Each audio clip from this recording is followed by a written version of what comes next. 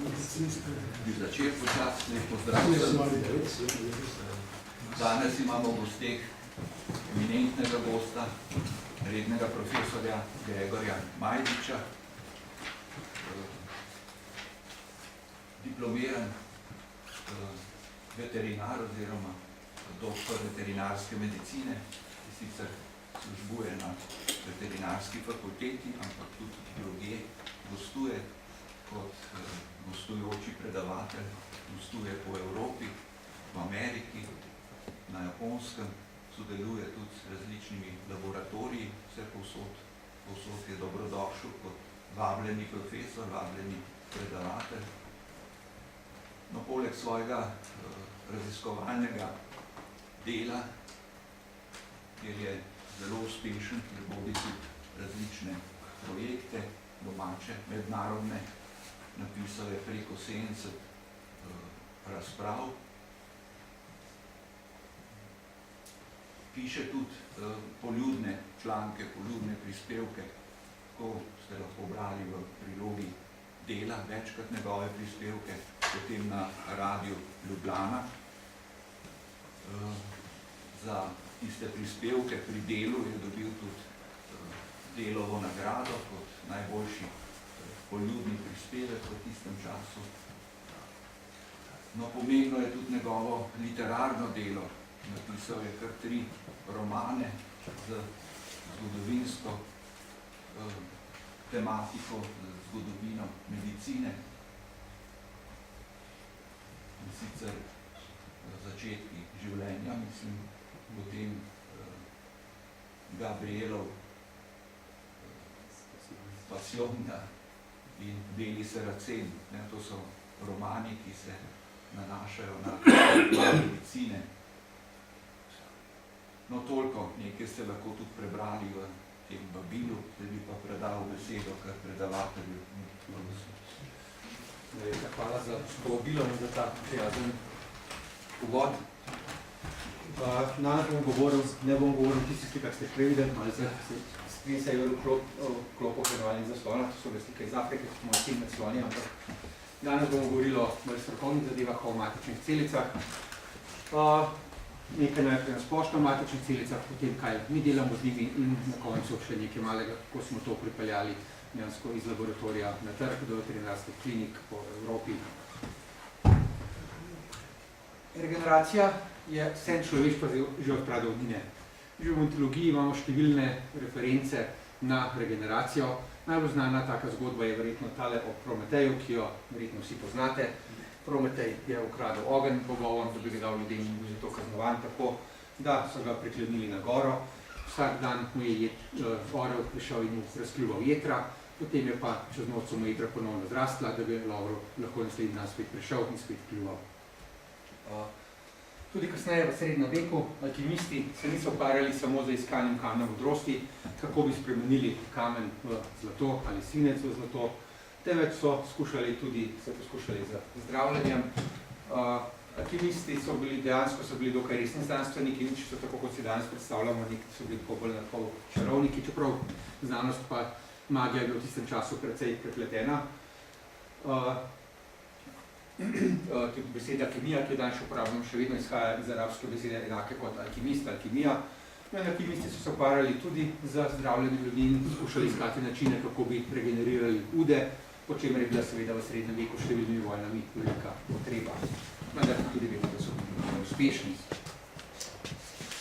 Vendar pa v naravi regeneracija obstaja. Vsi se verjetno spomnimo iz otroštva. Če deževnika presekamo na pol, dobimo 2 deževnika. To sicer ni čisto res, dobili bomo samo enega živega deževnika, dejansko pa tista polovica, ki ima spolni obroček, to je ta zgornja polovica deževnika, se bo popolnoma normalno regenerirala, iz deževnika ne bo tako, kot če nas presekamo na pol, bomo seveda umrli, deževnik pa bo normalno živel naprej. Regeneracija se pojavlja tudi pri vretenčarjih, gre nekje do dvoživk, nekatere žabe dokaj dobro regenerirajo. Šampion regeneracije pa je verjetno tale žival, kdo pozna to žival, to so axolotl ali Angiostoma mexicanum. To so dvoživke, ki so dejansko sorodne naši človeški ribici. živijo v gorskih jezerih Mehike, ki je na visoki nadmorski višini. So dvoživke, ki ostanejo, spolno dozorijo na nivoju larve, podobno kot človeška ribica. In te živali imajo dejansko popolno regeneracijo. Veliko se uporabljajo v študijah regeneracije in v različnih laboratorijih so jim odrezali razne dele telesa in praktično vse se popolnoma regenerira. Tako izgleda amputacija uda pri aksolotlu, vendar potem nekje v 3 mesecih ud popolnoma zraste na novo. Mi sami smo pred leti z dr. Komelom z medicinske fakultete izvajali en projekt, kjer smo poročevali aktivnost genov v času regeneracije uda. In spomnim se, ko smo imeli prve te amputacije, po 3 mesecih smo gledali, da to se počne v anesteziji, tako da ni sporočno nekaj trpljenja. No. Po 3 mesecih smo opazili, da so tačka je popolnoma zrasla, vendar pri prvem meni, da sem opazil, da so bili prsti zraščeni, temu rečemo strokovno sindaktilija, in sem tako gledal, ja, vse problem, da ni popolna regeneracija. Potem pa čez 14-3 tedne sem pa tega istega aksolotla gledal ponovno in je bila tačka popolnoma normalna vseh 5 prstov, tako kot mora biti. In sem še moje študente, ki so sodelovali pri tem, ki so skrbeli za njih, spraševal, pa je to sigurno ta aksolotl, ki sem ga zadnjič gledal. Ja, sigurno. In je dejansko, če najprej zraste ud v normalni velikosti z nekaj napakami, potem se pa še te napake popravijo, tako da se res pride do popolne regeneracije. In ne samo pri udih, delali so tudi z živčnim sistemom, z raznimi notranjimi organi in vse se popolnoma regenerira. Dejansko to je. Z zamikom zraste popolnoma dejansko na podlagi pravih fotografij, zraste popolnoma nova nogica. Kaj se dogaja v tej regeneraciji? Dejansko so ugotovili, da se po poškodbi, na mesto poškodbe zberijo matične celice, ki so sposobne diferenciacije v različne tkiva in se začnejo množiti, rasti in potem tudi diferencirati v različne tkiva in iz teh matičnih celic na mesto poškodbe zrastijo ud z mišicami, kostmi, kožo, kitami, krvnimi žilami, pač vse, kar je potrebno. Odkrivam, da smo nekje z evolucijo, da se je sposobnost regeneracije zgubljala in pri sesalcih vemo, da dejansko regeneracije ni. Nekateri sicer zagovarjajo potezo, da tudi ljudje lahko nemejte delčke prstov regeneriramo popolno, če se rana ne zaraste s krasto ali če jo v takih zelo lepih sterilnih pogojih, da se lahko del prsta potem samo na koncu delno regenerira, vendar to ni čisto 100% sprejeto, na splošno velja, kot seveda sploh večjih delov telesa sesalci ne moremo regenerirati. V zadnjih letih pa so pozornost vzbudile matične celice za idejo, da bi mogoče pa vseeno lahko to nekako premostili, to pomanjkanje regeneracije, da bi tudi pri ljudeh lahko področili regeneracijo z uporabo teh celic. Kaj so matične celice? To so čisto posebne celice v telesu, ki morajo imeti dve lastnosti. Ena lastnost je, da se lahko stalno obnavljajo, da iz njih lahko stalno nastajajo nove celice, posebno enake materinski celici, tako da so te celice praktično nesmrtne, kajti vse ostale celice v naših telesih imajo omejeno življenjsko dobo, nekaj običajno je okrog 7 do 8 delitev, ki jih naše celice preživijo v inkubatorju, potem pa začnejo odmirati in jih ne moremo več gojiti naprej. Matične celice pa se lahko gojijo načeloma neomejeno, čeprav ko bomo kasneje govorili o različnih tipih matičnih celic, tudi tukaj so nekatere omejitve. Druga lastnost, ki jo mora imeti matična celica, pa je ta, da se lahko spremeni v različne tipe celic. Vse celice v našem telesu, ko enkrat dobimo obliko telesa po tako imenovani gastrulaciji, to je obdobje v zgodnjem razvoju zarodka, ko se iz te brezoblične mase nekaj 100 celic razvije telo v obliki kakršne kasneje. So vse celice specializirane, rečemo diferencirane, opravljajo točno določeno funkcijo in načeloma, to je nekako veljalo do 20 let, to ni tako, ne morajo iti nazaj na pot, postati embrionalne celice, vsekakor pa se ne morejo spremeniti v druge celice funkcionalne. Eterna celica, ko enkrat postane eterna celica, ne more samo od sebe postati srčna celica ali mišična celica, matična celica pa ima to lastnost, da se lahko spremenijo v različne celice v telesu. pravi, da neko celico lahko imenujemo matična celica, je potrebno to, da se lahko neomejeno deli in da se lahko razvije v različne tipe celic.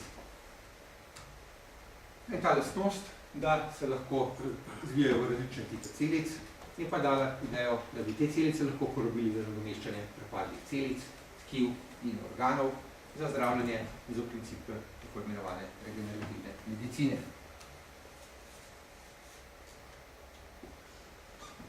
Čisto kratko nekaj o zgodovini matičnih celic, ker običajno, ko mislimo na matične celice, mislimo, da je to nekaj zelo, zelo novega, pa dejansko ni čisto tako. Dejansko rutinski proces, ki se uporablja danes v onkologiji, je že več kot 50 let, presaditev kostnega mozga, ki jih vsi poznate, so nasajanje matičnih celic, ki gre za krvotvorne matične celice, celice, ki ustvarjajo bele rdeče krvničke. In prva tako presaditev je bila upravljena že leta 1959, poskusno v Franciji. Kot zanimivost morda bila upravljena na 4 delavcih iz Jugoslavije, iz reaktorja v Vinči pri Beogradu, kjer so imeli eno jedrsko nesrečo, katero seveda nismo nikoli izvedeli. Bili so pa močno požarčeni, dobili so radiacijsko bolezen, oni so bili prvi poskusni zajčki, ki sicer niso uspešno tega preživeli, so pa kasneje, mislim, do leta 61, se pravi 2 leti po tistem, je bila popravljena že prva uspešna presaditev matičnih celic. In od takrat naprej je to rutinski poseg pri ljudeh. Ne še zmeraj zahtevan, ampak se uporablja rutinsko. Od leta 1981 so izolirali prve mišje embryonalne matične celice, ki so se kazale zelo uporabne v preteklih desetletjih za spreminjanje genov v mišjih organizmih, kar je bilo zelo pomembno v zadnjih 20-30 letih za proučevanje funkcije genov v telesu. Leta 1998 pa so znanstveniki iz Wisconsina opisali prvič izolirali človeške embryonalne matične celice in ta menik nekako štejemo za začetek nove dobe raziskav matičnih celic. Potem so leta 2002 odkrili prvič, da se matične celice nahajajo tudi v odraslem organizmu, ne samo v krvotvorne matične celice v kostnem mozgu, temveč tudi v drugih tkivih, recimo v maščobi. Leta 2006 in 2007 pa so prvič uspeli reprogramirati odrasle celice, bomo tudi malo kasneje več povedali, tako da so aktivirali nekatere gene v odraslih celicah in iz njih naredili matične celice, tako imenovane iPS celice, Induced Pluripotent Stem Cells. Imamo še ustreznega slovenskega izraza. No in leta 2009 in 2012 so bile potem podeljene tudi Nobelove nagrade za te celice, 2009 za mišje embryonalne celice, 2012, kar je zelo hitro, samo 5 let po odkritju, pa tudi za človeške iPS celice. Matične celice, kot smo že v bistvu omenili, to bomo več povedali zdaj v naslednjih minutah, prihajajo iz različnih tkiv v različnih časih razvoja in glede na to se tudi ločijo kako po svojih lastnostih. Najbolj take univerzalne so tako imenovane totipotentne celice. To so celice, ki se nahajajo samo v zelo, zelo zgodnem zarodku in edine celice, ki se lahko razvijajo v katerikoli del človeškega ali živalskega telesa. Te celice se nahajajo samo v zarodku, preden se, ko obstoja še ta v obliki tako imenovane morali, strokovno temu rečemo, ker je podoben murvi, ali pa, ko bi rekli, tudi robidi ali pa malini, navzven taka razbrazdana kroglica celic, ki se potem v naslednjem stadiju loči na 2 dela. Še vedno ni oblike telesa, vendar pa se celice ločijo na tiste, iz katerih bo nastala posteljica in pa celice, iz katerih bo nastal sam zarodek, tako imenovana notranja celična masa. In te celice iz notranje celične mase so običajno celice, o katerih govorimo, ko govorimo o embryonalnih matičnih celicah. Tem, da te celice niso več totipotentne, ne morejo se več razviti v vse celice v telesu, ne moremo iz njih narediti novega organizma, ker ne morejo iz njih nastati celice posteljice in pa spolne celice ne morejo iz njih nastati. Namreč spolne celice so edine celice, ko se zarodek razdeli v blastocisti na te celice posteljice in pa celice notranje celične mase, je večina telesa razdeljena, spolne celice pa nastanejo v posteljici in kasneje migrirajo, potujejo po celotnem zarodku, da pridejo v spolne žleze. Tako da iz embryonalnih matičnih celic normalno se tudi spolne celice, semenčice in pa jajčica. Potem kasneje v odraslem organizmu najdemo pa v številnih tkivih odrasle matične celice, ki pa so samo multipotentne, To pa pomeni, da imajo omejeno možnost, se lahko razvijajo v različnih tipah celic, ne pa v vse celice. Točno teh mehanizmov še posebej ne poznamo, tudi koliko se lahko v kakšne celice razvijajo posamezne matične celice, je pa verjetno neka omejitev glede na to, kakšnega embrionalnega razvoja so, iz katerega izgleda zarodka, ko se zarodek zelo zgodaj razdeli v 3 dele, tako imenovan ektoderm, mezoderm in endoderm, in nekako velja trenutno hipoteza, da se lahko celice iz enega od teh 3 tako imenovanih ključnih listov razdelijo samo, diferencirajo samo v celice, ki izvirajo iz tega ključnega lista. Embrionalne matične celice se pripijejo iz blastociste, to je zelo zgoden zarodek. Vendar zarodek, ko se že razdeli na celice posteljice in pa notranjo celično maso, te celice notranje celične mase se pobere iz zarodka in se jih potem goji v laboratoriju. Te so zelo zahtevne za gojenje, ne rastejo same od sebe, tako številne druge celice, ampak potrebujejo neke celice, ki skrbijo za njih, ki jih hranijo, tako da je vedno potrebno jih gojiti v mešani kulturi, oziroma danes imamo posebne metode, ko imamo posebne take tanke membrane. Na eni strani membrane gojimo te hranilne celice, na drugi pa embrionalne matične celice. Embrionalne matične celice so zanimive, ker so pluripotentne, iz njih se lahko razvijajo praktično vsa tkiva v organizmu, tudi neomejeno se delijo, lahko jih ohranjamo, kot do zdaj vemo, praktično večno, se bo pokazalo po desetletjih, da mogoče to ni čisto res, ampak zaenkrat kaže, da nimajo omejenega roka trajanja. Seveda so pa problem za uporabo, sprožajo se tukaj veliki etični pomisleki, predvsem tudi človeških, pri živalskih nekoliko manj, ker je zato, da pridobimo te celice, potrebno uničiti plod, oziroma zarodek, zelo zgoden zarodek. Res, da zarodek, preden se oblikujejo posamezna tkiva, preden postane v obliki novega bitja, pa vendarle to sproža etične pomisleke. Prav tako je problem pri teh celicah, da če bi jih uporabljali za zdravljenje, bi lahko zaenkrat uporabljali samo tuje celice, ne svojih lastnih, kar bi potem pomenilo nevarnost presaditve, podobno kot danes pri presajanju organov. Zelo velik problem pri tem pa je tudi, da te celice so po svoji naravi zelo podobne rakastim celicam, zelo hitro se delijo, nimajo nekih posebnih specifičnih lastnosti, podobno kot rakaste celice, in dejansko te celice, ko jih recimo presadimo pri živalih, se pogosto razvijajo v tumorje, tako da je tudi zaradi tega zaenkrat njihova uporaba zelo, zelo omejena, tudi če bi se dogovorili, da je etično to sprejemljivo. Je pa seveda še vedno živa ideja, da bi te celice uporabljali, sicer da bi s pomočjo kloniranja, s presajanjem jedra, vzgojili celice, ki bi bile pacientu lastne. Hitro, kako gre kloniranje, na enak način, kot so klonirali ovčko doli, vzeli so jedro iz ene telesne celice, ga presadili v jajčno celico, ki so jih prej odstranili njeno jedro, in potem to jajčno celico z jedrom odrasle celice skupili, da se je začela razvijati kot zarodek in iz takega zarodka potem nastane nov organizem lahko. Ideja pri matičnih celicah pa je ta, da bi pacientu, ki bi imel neko bolezen, ki bi jo želeli pozdraviti z embrionalnimi matičnimi celicami, odzeli eno njegovo celico, z jedrom te celice popravili ta jedrni transfer, jedrni prenos v jajčno celico, vzgojili zelo zgoden zarodek do te stopnje blastociste, iz tega izolirali embrionalne matične celice in te potem uporabili za to, da bi naredili novo tkivo, nov organ, ki bi ga lahko potem uporabili za presaditev. Seveda to je še precej daleč, to je še precej v okolici znanstvene fantastike zaenkrat. Je pač ideja potencialno izvedljivo. Vendar pa imamo na srečo tudi druge tipe matičnih celic, ki so pa precej lažje dostopne, s katerimi precej lažje delamo. To pa so odrasle matične celice. Pred leti je veljalo, da v večini tkiv se celice ne obnavljajo. Ko sem jaz še študiral, so nas učili, da se v možganih celice ne obnavljajo, recimo, pa še marsikje drugje. Danes vemo, da to ni res, da skoraj v vseh tkivih po telesu obstojajo matične celice, specifične za posamezna tkiva, posamezne organe, katerih naloga je najverjetneje ravno to, da pomagajo pri obnavljanju tkiv.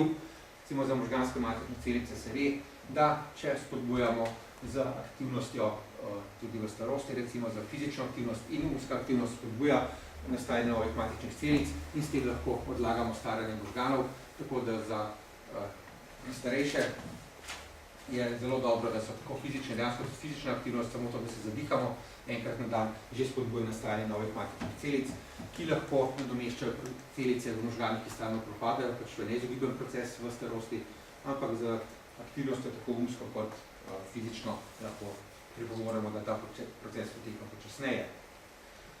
In imamo v mišicah matične celice, ki pomagajo pri poškodbah mišic, mezenhimske matične celice, o kateri bomo kasneje več govorili, ki so najbolj pogosto trenutno v zdravljenjih, spolne matične celice, dejansko predhodniki spolnih celic, spermatogoniji, ovogoniji so matične celice in pa še v številnih drugih tkivih. In ideja je, da bi te celice uporabljali za zdravljenje različnih bolezni. Recimo, živčne matične celice se lahko razvijajo v nevrone, živčne celice ali v pomožne celice živčnega sistema, astrocite, oligodendrocite. In ideja je, da bi uporabljali take celice za, recimo, pri nevrodegenerativnih boleznih, da bi nadomestili propadle nevrone, pripravili bi v laboratoriju nove nevrone in z njimi potem nadomestili ta manjko celic v možganih. Mišične matične celice pomagajo pri regeneraciji mišic, po poškodbah mišic, tudi po majhnih poškodbah, recimo po teku maratona se aktivirajo mišične matične celice, ki pomagajo premagati mikropoškodbe, ki se zgodijo v mišicah. Hkrati je pa ideja, da bi te mišice, te celice uporabili za pridobivanje nasajanja laboratorija, zato ste verjetno že slišali, se zadnjih letih kar nekaj govori o temu.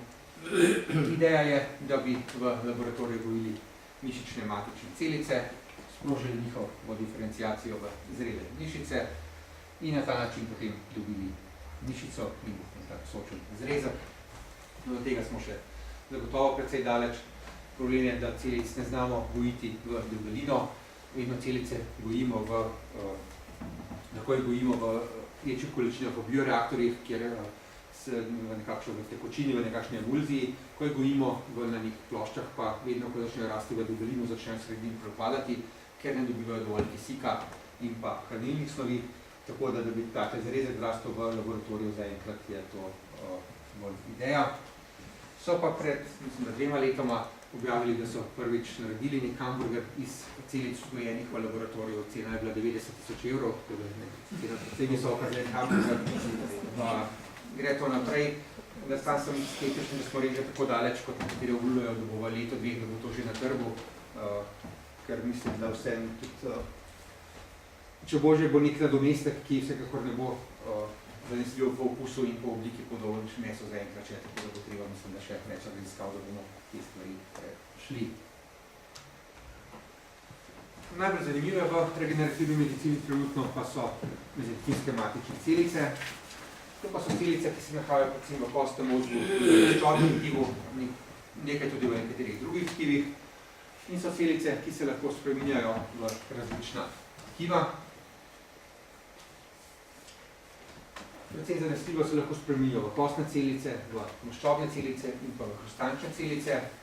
Verjetno pa še v nekatera druga, kot so mišično, kostno smo rekli, tkivo loženice, jeterna, tudi živčna, tudi sami smo delali nekaj poskuse, ko smo skušali zapasti matične celice iz maščobe spremeniti v živčne celice, ko z mešanim uspehom vidiš nekaj celic, ki izgledajo kot živčne celice, tudi nekatere geni so aktivni, ki so značilni za živčne celice, težko bi pa rekel temu, da smo dejansko vzgojili neke večje količine živčnih celic s tem, tako da tukaj so še dosti odprtih vprašanj. Je pa še ogromno neznanega o tem, kako geni urejajo, tako diferenciacije, tako da ko bomo več vedeli o tem, ko bo bolje poznali delovanje genov, ki ga zaenkrat kljub temu, da smo pred skoraj 20 leti že prepoznali genom, pa o delovanju genov vemo še vedno zelo, zelo malo. In ko se bomo več o tem naučili, bomo mogoče znali tudi boljše te celice usmerjati v diferenciacijo, da bomo z njih lahko ustvarjali različna tkiva.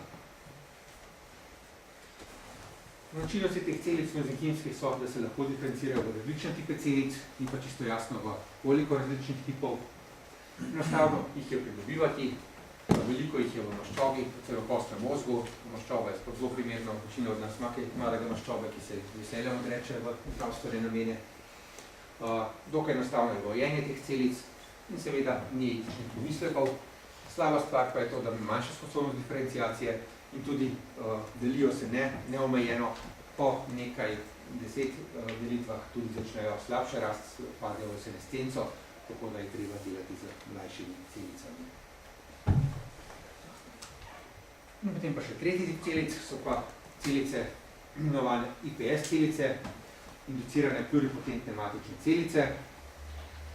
Sta pa odkrila tega znanstvenika, največ tukaj imel dr. Yamanaka z izklopen na Japonskem, ki je ugotavljal, kateri geni so odgovorni za to, da se zarodek spremeni iz tiste mase celic, in začenja dobivati obliko telesa, da se začenjajo posamezni tkiva formirati.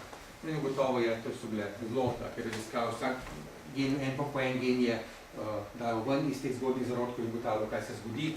In na koncu je prišel do teh 4 genov, SOX2, OCT3-4, KLH4 pa CMYC, ki sprožijo, če jih damo aktivne v odrasle celice, lahko v odraslih celic naredijo matične celice, ki se dejansko lahko razvijajo v vsako telesno celico. In ideja, kako bi te celice uporabljali, je, da bi odvzeli bolniku nekaj celic, iz katerega koli tkiva v telesu zdravega, odnesli v te celice te reprogramirajoče faktorje, gene, naredili matične celice in iz njih potem ali presadili celice ali pa iz njih naredili nek nov organ, ki ga bi uporabili za presaditev.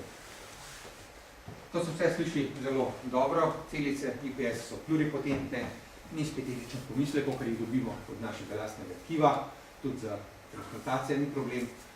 Problem je pa, da sta vsaj 2 od teh genov, zelo verjetno pa vsi 4 dejansko onkogeni, spravi geni, ki sprožajo rast tumorjev, in te IPS celice, podobno kot embrionalne matične celice, zelo rade rastejo v tumorje, tako da zaenkrat njihova uporaba ni ravno priporočljiva. Tam sem kolegica Slovenka, ki je delala celico v Ameriki, zdaj dela pa na Dunaju, in tukaj sem bil pogovarjal za regeneracijsko medicino, dela prav s temi celicami. Še leto 2 nazaj sva govorila, rekla, tako njena mnenja ne bojo nikoli prišle v klinično uporabo, ker je prevelika ta nevarnost razvoja tumorjev, da so zanimive zelo kot model, za klinično uporabo pa nevarne. Samo na kratko še skozi lastnosti. Se pravi, embrionalni izbirajo iz zgodnega zarodka, so pluripotentne, se pravi, se lahko razvijajo skoraj vsa tkiva v telesu, lahko se dolgo časa delijo, so nesmrtne, vendar pa je problem pri etični pomisleki, ne morajo uporabljati za avtotransplantacije, se pravi nevarnost za vrnitve in pa nevarnost razvoja tumorjev, podobno z IPS celicami, nevarnost razvoja tumorjev. Odrasle matične celice imajo prednost, ker so varne za uporabo, delujejo verjetno z razločenjem različnih beljakovine, samo s tem, da se spremenijo v različna tkiva, vendar pa je njihova zaloga, in imajo omejen čas deljenja in omejeno diferenciacijo. V drugem delu bom nekaj povedal o tem, kako uporabljamo te celice že danes v klinični praksi, sicer govorimo o medicinskih celicah. Matične celice z maščobnega tkiva smo pred približno že skoraj 10 let začeli uporabljati pri nas na veterinarski fakulteti za zdravljenje sklepnih obolenj pri psih in pa pri konjih. Kaj delamo? Tkivo razgradimo na celice. Te celice gojimo v posebnih gojičih 7 do 14 dni in potem maščobno tkivo dobimo od veterinarjev, ki se ukvarjajo z živalmi, pošljajo nam v posebnih pogojih te košček maščobe, kjer mi to tkivo potem razgradimo, celice gojimo, običajno od 7 do 14 dni, odvisno koliko celic potrebujemo, in potem to pošljemo nazaj v laboratorij, na veterinarsko kliniko, kjer s temi celicami potem zdravijo. Da so to res matične celice, vemo, ker lahko pokažemo z tem, da izražajo nekatere označevalce za matične celice, to je nekako imunokistokemično barvanje, kjer pobarvamo določene beljakovine na membrani celic, značilne samo za te tiste matične celice. In pa celice lahko spremenimo v kostno ali v hrustančno tkivo v laboratoriju. To rdeče obarvane celice so kostno tkivo, tukaj se nekoliko slabše vidimo, malo modre barve, pa je hrustančno tkivo in podobno lahko spremenimo tudi v maščobne celice. Na začetku smo se ukvarjali tudi vprašanjem, ali uporabljati celice od bolnikov ali celice od kakšnih, recimo, mladih zdravih psov ali mladih zdravih konjev. Kaj je razlika med avtolognim in heterolognim? Avtologno pomeni, da vzamemo veliko košček tkiva, košček maščobe, iz tega popravimo celice in potem si zdravimo bolnika z njegovimi lastnimi celicami. Druga možnost pa je seveda heterologno zdravljenje, imamo nekega darovalca, ki mu odzamemo večjo kos maščobe, iz tega pripravimo veliko število doz celic za zdravljenje, te celice bi potem lahko bile potencialno shranjene in bi lahko veterinar, v humani medicini, uporabili neposredno za zdravljenje, tako da bi veterinar lahko to shranjeno na veterinarski kliniki. Zdaj ima seveda vsaka stvar prednosti in pa slabosti. Pri avtolognem zdravljenju je glavna prednost ta, da gre za avtologne celice, se pravi, da ni nevarnosti zavrnitve. To je glavni razlog, zakaj mi zaenkrat delamo samo z avtolognimi celicami. Sicer nekatere raziskave kažejo, da mezenhimske celice naj ne bi zbujale imunskega odgovora pri presajanju, vendar zaenkrat dokazov ni, tako da mi zaenkrat uporabljamo samo to avtologno zdravljenje, ki pa ima slabosti, da zahteva za žival dva obiska pri veterinarju, enkrat, ko se celic tkivo odzame in drugič, ko se celice ugrizga. Vmes je treba čakati 14 dni na te celice in seveda zaradi tega je tudi cena potem višja. Pri heterolognem zdravljenju bi prednosti ta, da bi lahko bil samo en obisk pri veterinarju, nižja cena, celice bi lahko bile shranjene pri veterinarju, v ambulanti, ne bi bilo potrebo naročati vsakeč posebej celic, vendar pa obstoje možnost zavrnitvene reakcije in pa seveda tudi možnost prenosa kakšnih virusnih bolezni, tako da zaenkrat tega ne počnemo. No in ko pridobimo dovolj celic, ki 3 do 4 milijone celic, pri psih injiciramo celice neposredno v sklep obolelega psa, pri konjih nekoliko več celic, ker so večji sklepi za zdravljenje raznih svetnih težav. Tukaj so različne, največje meri gre za vnetje sklepov, osteoartritise, 22% do zdravljenih psov s približni podatki je osteoartritis kolena, osteoartritis komolca, kolka, potem displazija kolkov, kjer sicer ne moremo pozdraviti, displazija kolka pomeni, da je sam sklep preoblikovan, to se pogosto pojavlja pri katerih pasmah psov podjemna napaka, tako da celice ne morejo ponovno izgraditi sklepa, ki je enkrat že deformiran, vendar pa je posledica tega, da je sklep deformiran, nepravilna raba sklepa, pogosto se potem razvija spet neke sklepa in tukaj pa potem celice zelo pomagajo. Neki veterinarji uporabljajo to kot pomožno terapijo pri strganih križnih vezeh po kolenu, ker je pogosta poškodba pri psih, ne samo pri smučarjih. In tukaj celice pomaga podporna terapija, tudi pri tej operaciji se pogosto zaradi nepravilne lege sklepa kasneje razvije vnetje sklepa, osteoartritis in tukaj celice zelo pomagajo. Naredili smo, ne bi dokazali, uspešnost celic smo delno manjšo, ne bilo manjša, vendar žal v skladu s finančnimi možnostmi, ki jih imamo v Sloveniji raziskovalnem področju. Bila je pa dvojna slika placebo raziskava, tako da ne lastnik, ne veterinar, ki je zdravil psa, ni vedel, kdo je bil zdravljen, kdo ne. Imeli smo pa 10 psov, ki so imeli vsi osteoartritis v obeh kolenih. V eno koleno je veterinar vbrizgal placebo, kufer, v katerem običajno vbrizgamo celice, v drugega pa celice. In potem smo to spremljali 1 leto, še nekoliko dlje pri nekaterih psih. To so rezultati za vsakega posameznega psa. Lahko vidimo po 1 letu, da se je te rdeči stolpci so po 1 letu stopnja šepanja, to je naslednja lestvica, ko se ocenjuje šepanje. Da je pri praktično vseh, razen enemu psu je prišlo do močnega izboljšanja, pri 2 ni bilo nobenega šepanja več, pri večini pa vse za 1, pri nekaterih pa za 2 stopnje izboljšanje. Ta tretji pes je pa, kot je interpretiral to ortoped, ki je zdravil te pse, rekel, da pri tem psu je bilo izboljšanje že to, da ni šlo na slabše, ker je bil zelo, zelo slab, zelo hud osteoartritis in najprej ni hotel vključiti v študijo, pa so lastniki in kar bilo preprečljivi, da bi se vsem bi radi bili v študiji in jih je potem vključil. Dejansko smo se ne delamo to že skoraj 10 let, klinično nekje 6 let, naučili, da dejansko so učinki zdravljenja mnogo boljši, če je vnetje sklepa zgodne, v zgodnih stadijih, kot pa če je zelo napredovano, ko je sklep preoblikovan in slabše deluje. Spremljali smo tudi ocenjevali kolena po rentgenskem slikanju.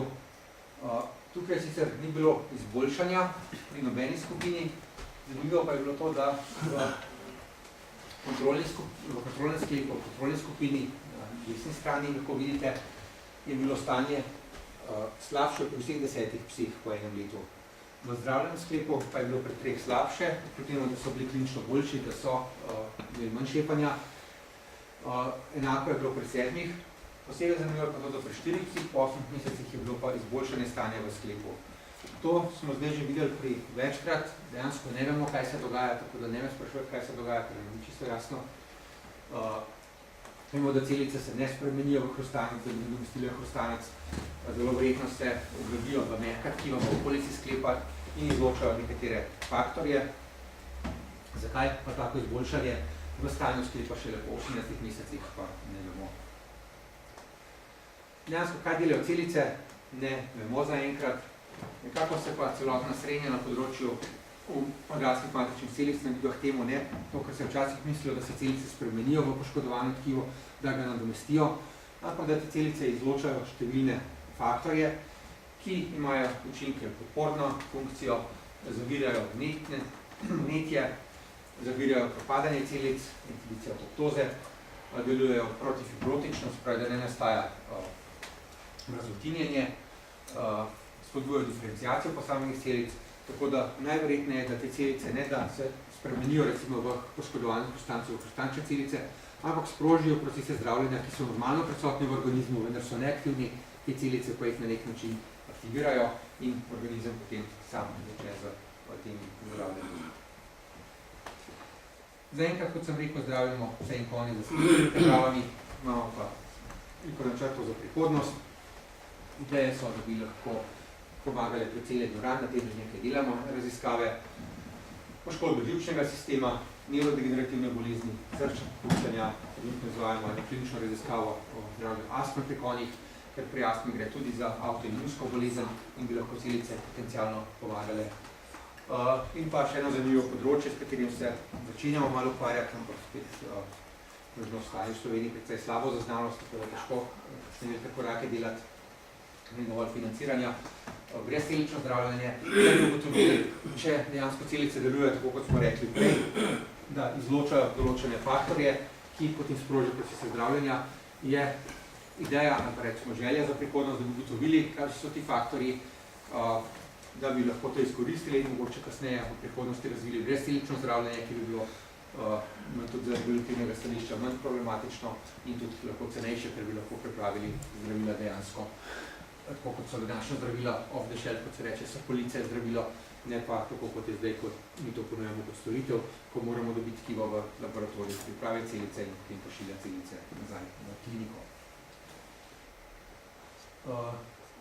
Nekaj smo že poskušali za celjenjem ran, tako enega konja in ran, ki se zelo ni hotela za celje dolgo časa, pa se je potem to bilo par let je bila ta ran, se ni hotela celje, potem smo jo dejansko se je zacelila, vendar to je bil en primer, tako da zelo če rečemo, so celice bile tukaj. Nekako verjamemo, da so bile tudi zaradi tega, ker se je celjenje začelo, vedno celjenje rane poteka od roba proti sredini, ko je rana odprta, se ne začne, ker tukaj na sredi nek del celjenja pojavil, v tej rani pa smo ugotavljali, da se recimo tukaj se vidite najboljše, pa malo se vidite te svetlejše deli. To so otočki zdravljenega tkiva, ki so se pojavljali v sredini rane, kjer smo mi dodali celice, tako da iz tega malo slimo, da bi lahko celice dejansko pomagale. Ena zelo zanimiva raziskava, ki jo zdaj se ukvarjamo, je pa kognitivna motnja psov. To je pa ena bolezen, ki je zelo podobna Alzheimerjevi bolezni. Če slučajno ima kdo psa, ki bi imel še take simptome, si lahko preberete na naših stranih fakultetnih v tej bolezni ali pa lahko dobiti informacije.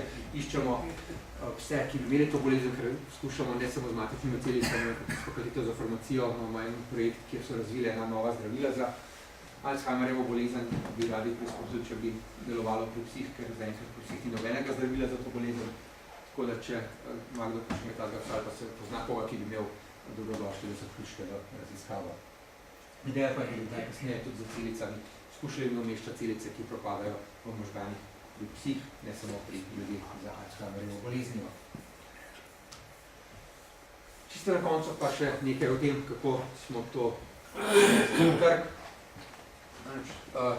Želja je bila, da ne bi to ostalo zaprto v laboratoriju, ker smo naredili, da bi lastnikom psov in konjev, da bi lahko njihove živali živele boljše življenje. Mislim, da je tukaj prednost, da v veterini je to nekoliko lažje kot v humani medicini, regulativa je nasplošno nekoliko manj stroga in lastniki so pripravljeni stroške zdravljenja, če jim pravilno razložiš, da bo šlo za potencialno raziskavo. In zato smo se leta 2012 ustanovili, da naredimo Animacel podjetje, spin-out podjetje ali odcepljeno podjetje, ki ponuja matične celice za zdravje vaših 4 množnih prijateljev. Dostakrat me sprašuje, kako sploh to delujem. Pri nas je veliko nerazumevanja glede tega sploh odcepljenih podjetij, spin-out, spin-off podjetje. Samo na kratko, da razložim razliko, kaj je v tem.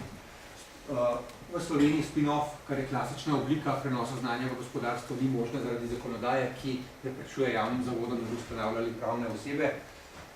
Spin-off pomeni, da akademska inštitucija dejansko ustanovi podjetje ali pa je soustanovitelj podjetja, to je običajno na zahodu, v zahodnih državah, da tisti, ki je nekaj pogruntal, skupaj z akademsko inštitucijo ustanovi podjetje in pol akademska inštitucija kot lastnik. Harvard ima ogromno lastništva v raznih podjetjih, ki jih potem kasneje tudi prodajo in na ta način pridobivajo dobiček. Mi smo spin-out podjetje, imamo licenčno pogodbo za univerzo in plačujemo letno licenčnino, delež 1% prihodkov, kot nadomestilo za uporabo znanja, ki je bilo razvito na univerzi. Zakaj sploh s podjetjem? Univerza ali pa inštituti nimajo kapacitet in ni njihovo poslanstvo, da bi to delali. Nimajo ljudi, ki bi to delali dejansko, kasneje prišli, tudi sam sem se to naučil, pa sem prej sem se začel ukvarjati s tem, mislil precej drugače. Dejansko je trženje izjemno pomembno in v Animacelu se pozna takoj, če kolegi, ki delajo v Animacelu, sam nisem zaposlen, sem kot solasnik. Če ne hodijo okrog kliniko, okrog veterinarjev, se takoj pade promet, tako da ves čas je treba hoditi in dejansko univerza nima kadrov, ki bi bili kot trgovski potniki, ki bi hodili okrog in prodajali stvari. Težko to dostopa na tuje trge, na globalne trge in pa podjetje se veliko hitreje odziva na potrebe stran. In če bi kaj novega hotel narediti na univerzi preko rektorata, preko vsega takoj traja 14 dni, 3 tedne, podjetje se mora pa hitro odzvati. Zato, da prideš na trg, seveda treba imeti izdelek in pa ugotoviti, ali zakaj izdelek obstaja trg. To dostakrat povem, ko imam taka predavanja za mlade potencialne podjetnike o prenosu znanja, da ti imaš lahko izdelek, ki je najboljši na svetu, ampak če ga noben ne bo kupil, to še ni produkt. Lahko razvijaš neko fantastično stvar, ampak dokler tega ne prodaš na trgu, dokler tega ne bo nekdo kupil v Sloveniji ali po svetu, potem to ni produkt, tako da treba je ugotoviti, ali za tak izdelek obstaja trg, da ne zaideš v slepo ulico, recimo, kot je verjetno tale gospod, in bodo verjetno še malo inovativno delati, preden je to spravil na trg. Tako da preden stopimo na trg, moramo vedeti, kaj bomo želeli, kaj je tisto, kar bomo lahko prodajali na trg, kdo je tisti, ki bo to kupoval, kje bomo lahko to prodajali, kdo bo to uporabljal, na kakšen način bomo to prodajali, zakaj bi nekdo kupoval tak izdelek, to je zelo pomembno vprašanje, zakaj bi se. Tudi tukaj smo se sami srečali za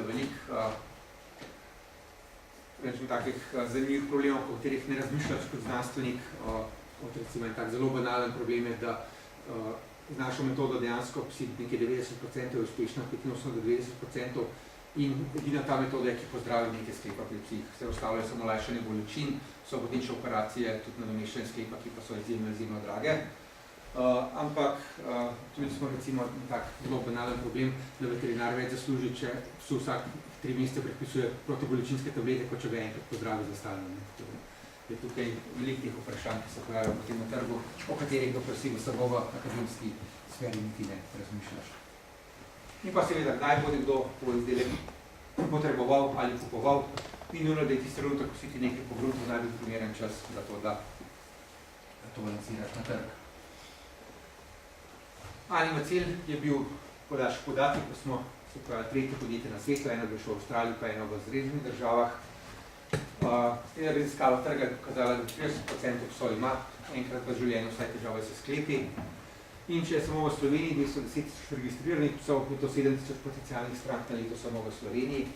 V EU pa je 55 milijonov psov, da trg dejansko je zelo velik, pa je pa seveda potem vprašanje, kako ga zauzeti. Dostopni trg smo že rekli, treba pripraviti produkt, narediti raziskavo, pripraviti poslovni načrt, predstavitev ideje in potem enostavno ustanoviti podjetje. Tudi sam sem s tem se precej ukvarjal in se imam pojma, kako sploh pa to vstopiti. Tudi podporne službe na univerzi so bile takrat še precej slabše kot danes, danes se je to precej izboljšalo. Takrat sem pa zelo, moram reči, prav ledino.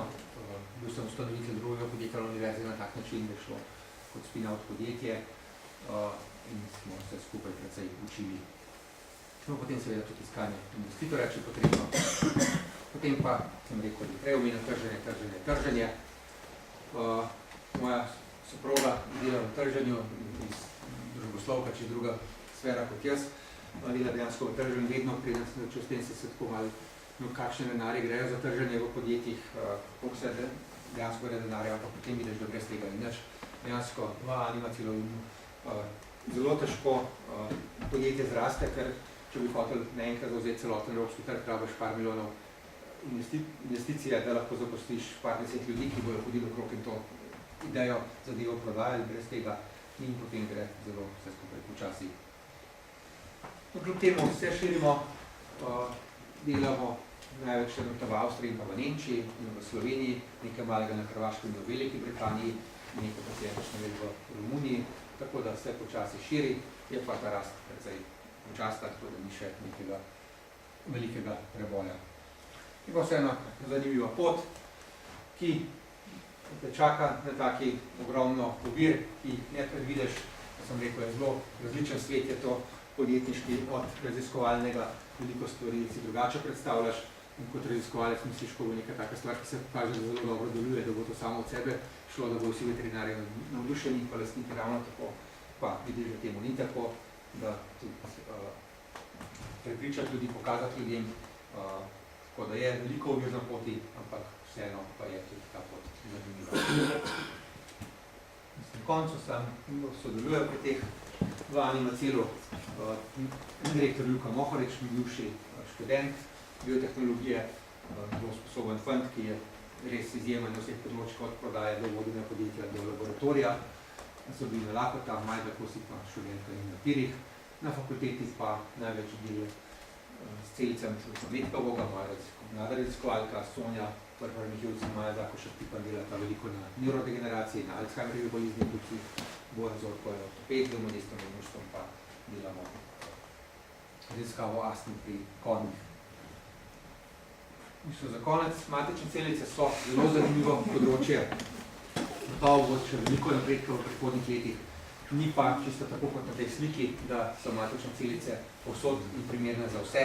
Tudi v našem primeru smo se naučili, da dejansko ni, tako rečeno, tudi prednost v Evropi, ko smo se pojavili mi na tem, da smo bili prvi v Evropi, po naših podatkih, da se pojavlja nekaj drugih podjetij, recimo v Avstriji, ni nihče poznal še tega veterinarja, v Nemčiji so nekateri že poznali, ampak je naša prednost, kot so nam par veterinarjev rekli, ta, da mi ne govorimo o tem, da je to čudežno zdravilo, da samo da še injekcijo, pa bo pes spet čudežno ozdravel.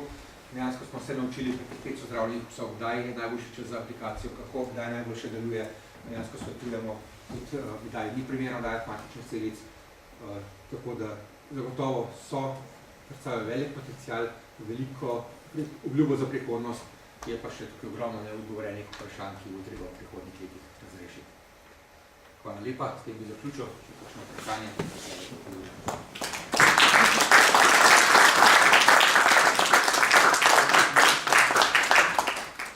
Zanimivo predavanje, odpira se veliko vprašanj, kar prosim. Kdaj bo pa pri ljudeh možno? To, kar mi delamo, je že tudi pri ljudeh se dela v Ljubljani, tudi v kliničnem centru na ortopedskih klinikih samo plačniško delajo.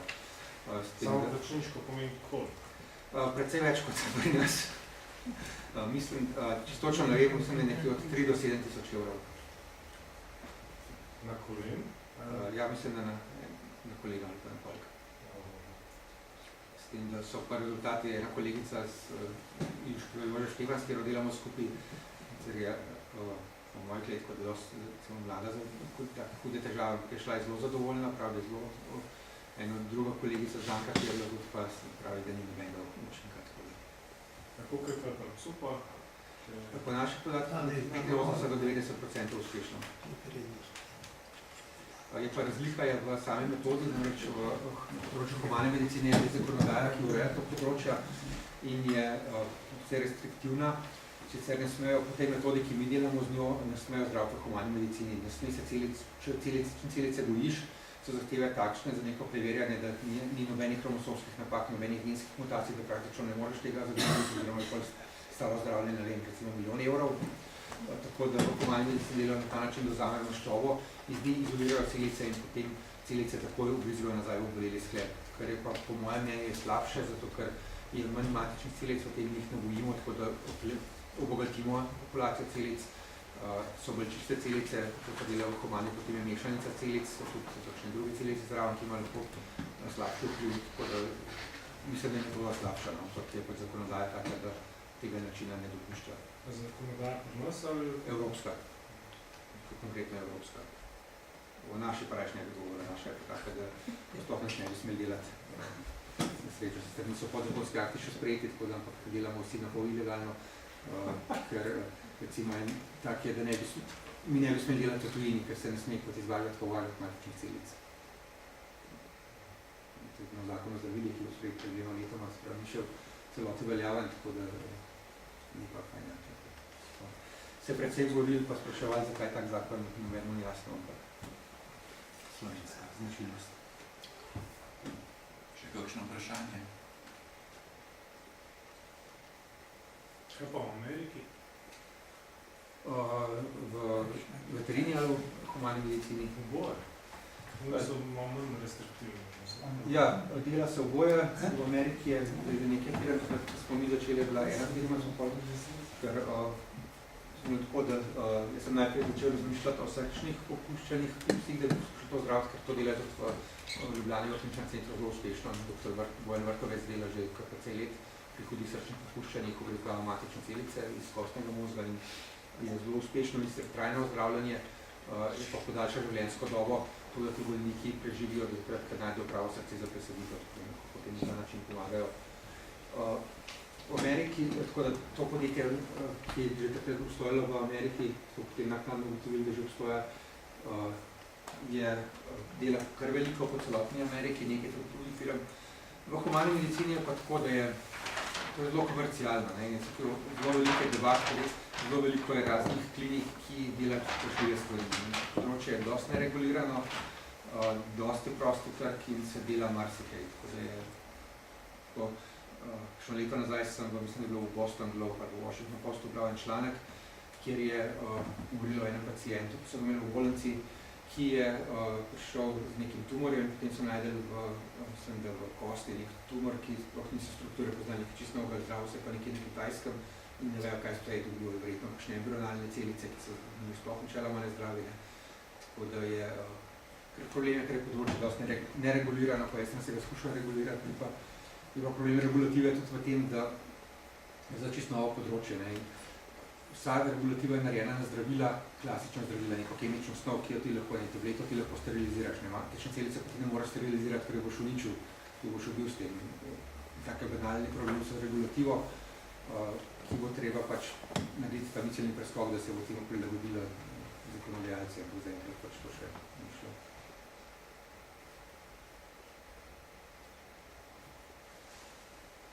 Vprašanje. Če ne bi se zahvalil predavatelju. Hvala za povabilo.